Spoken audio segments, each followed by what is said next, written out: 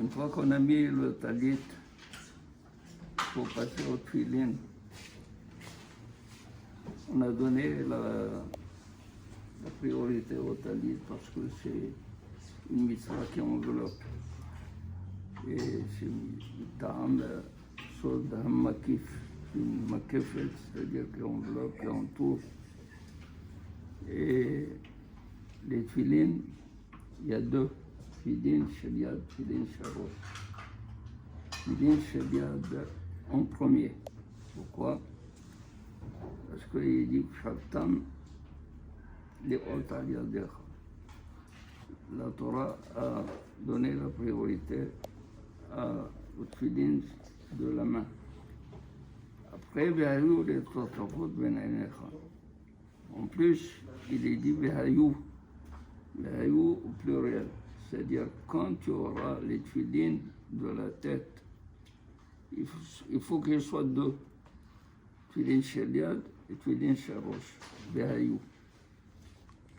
C'est pour cela qu'on enlève le Tefilin Sharosh en premier, parce que si on enlève celle de la main, on ne va plus avoir la vérité de l'accomplissement de Vehayu. Ensuite, Tefilin Sharosh, de toutes les manières. Dans les Tefilin Sheliad, il y a un seul baït. Tefilin Sharosh, il y a 4. Ça fait 5 baïts. Pourquoi? Parce que nous avons 5 sens. Le toucher est dans la main. Mais les autres sens se trouvent dans la tête. Dans la tête, donc il faut 4 baïts.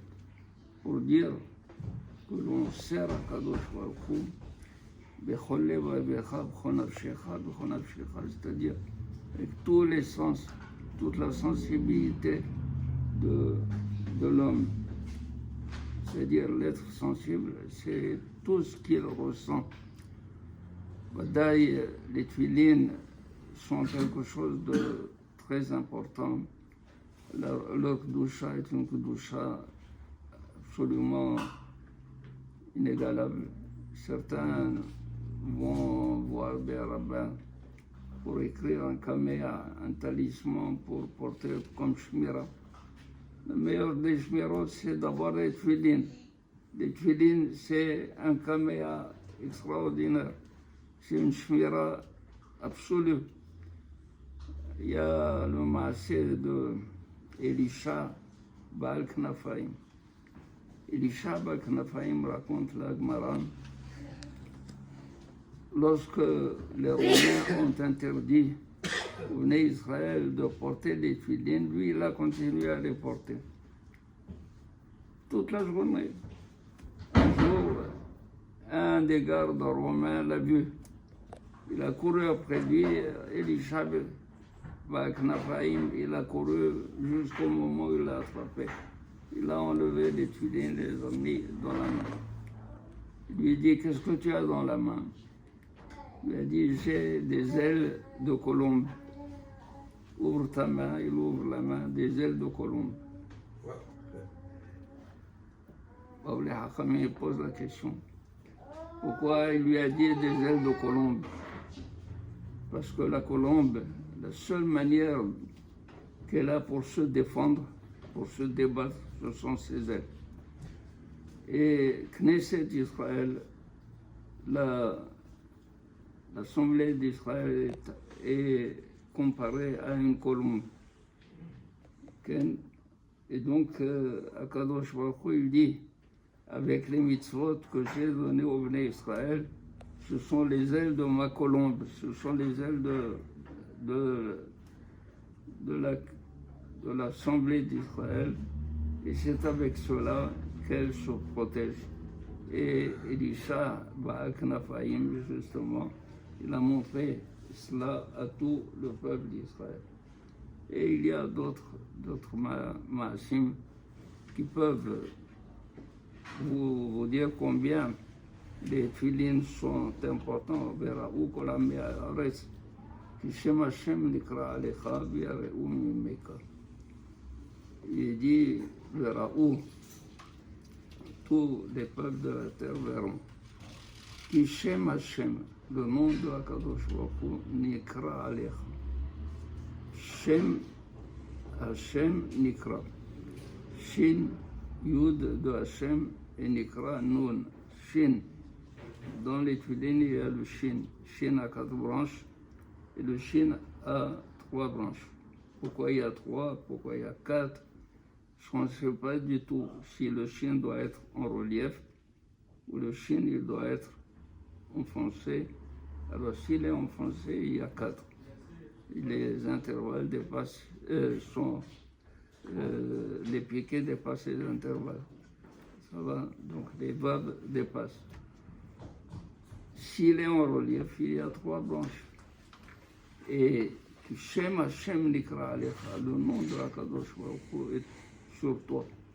Viyare'u mimeka, ils auront peur de toi. Rabbi Eliezer Agadol, Rabbi Eliezer Ben Okhana, il dit, c'est ça les Tfilin.